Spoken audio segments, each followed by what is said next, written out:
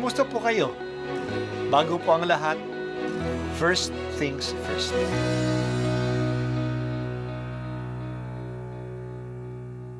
Good morning po. Sinisimulan po natin ngayon ang first things first.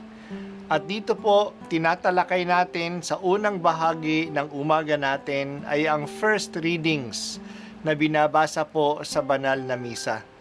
Ito pong tinatalakay natin kasi madalas po kasi marami na tayong alam tungkol sa gospel readings. Pero konti po ang nagsasalita sa first readings. Pero ang first readings, bahagi din po yan ng Biblia, ng banal na kasulatan. Kaya susubaybayan po natin ang mga first readings. Basahin po natin at kuminsan kailangan ng basahin ng 2 o 3 beses bago maintindihan kasi hindi po tayo familiar sa mga istorya at sa mga kaisipan na tinatalakay dito. Ang pagbasa mula sa 2 aklat ng mga hari. Nang 10 araw ng 10 buwan, ng 9 na taon ng paghahari ni Sedekias, tinipon ni Nabucodonosor ang buo niyang hukbo. Kinubkob nila ang Jerusalem at pinaligiran ang mga bantay. Ang pagkubkob nila ay tumagal ng 2 taon.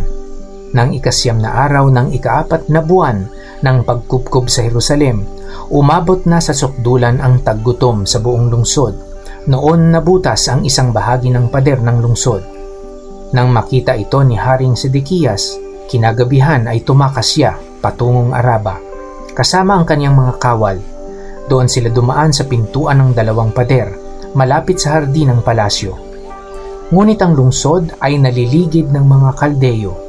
Tinugis sila ng mga ito at inabutan sa kapatagan ng Jericho, kaya nagkanya-kanyang takas ang kanyang mga tauhan. Nabihag si Sedekias at iniharap sa hari ng Babilonya na nasa Ribla at doon siya hinatulan.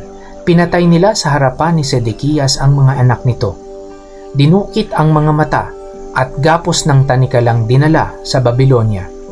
Nang 7 araw ng 5 buwan ng 19 na taon ng paghahari ni Nabucodonosor, pinasok ni Nabuzaradan ang Jerusalem.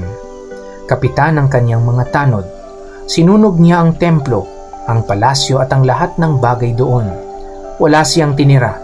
Ang mga pader ng lungsod ay giniba naman ng mga kawal na kasama ni Nabuzaradan. Dinala niyang bihag ang natitira pang Israelita, pati ang mga sumuko sa hari ng Babilonya. Ang iniwan lamang niya roon ay ang ilang mahihirap upang magbungkal ng lupa at mag-alaga ng mga ubasan. Ang salita ng Diyos. Salamat sa Diyos. Si Haring Sedekias ang iniwan ng Emperador Nabucodonosor na hari sa Jerusalem.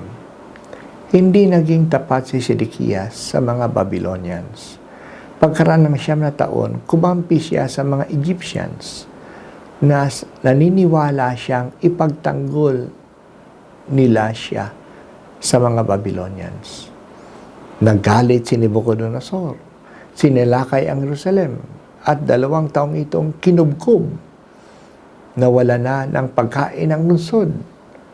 Dumating ang panahon na nabutas ng Babylonians ang isang bahagi ng makapal na muog ng Jerusalem at nakapasok sila sa lungsod.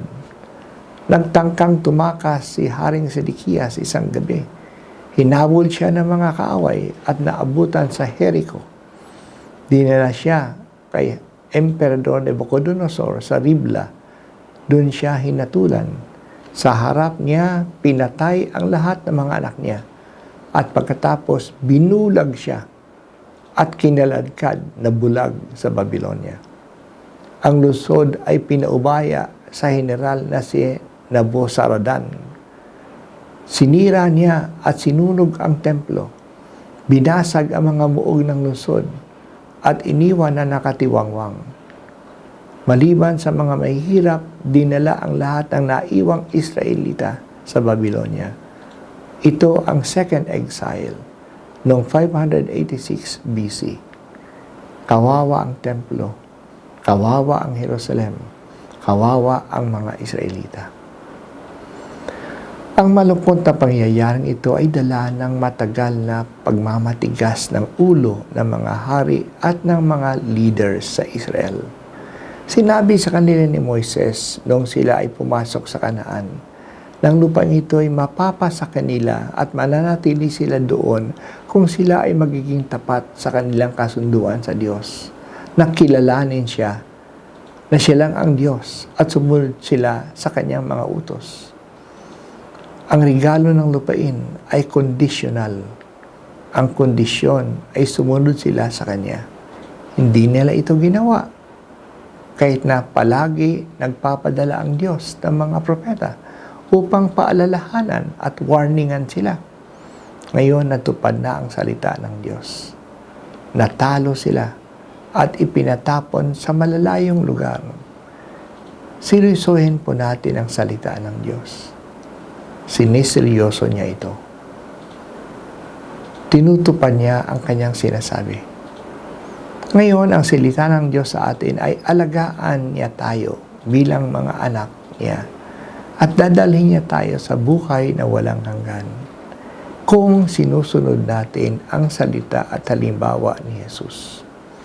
Ginagawa ba natin ito?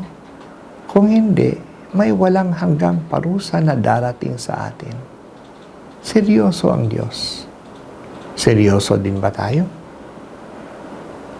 Makatarungan ka, Panginoon, at tapat. Nananalig kami sa iyo.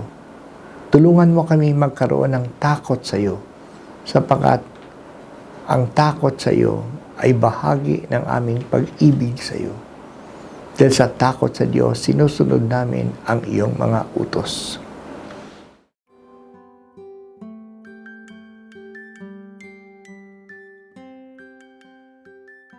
At ako po ay si Bishop Broderick Pabilio dito sa First Things First.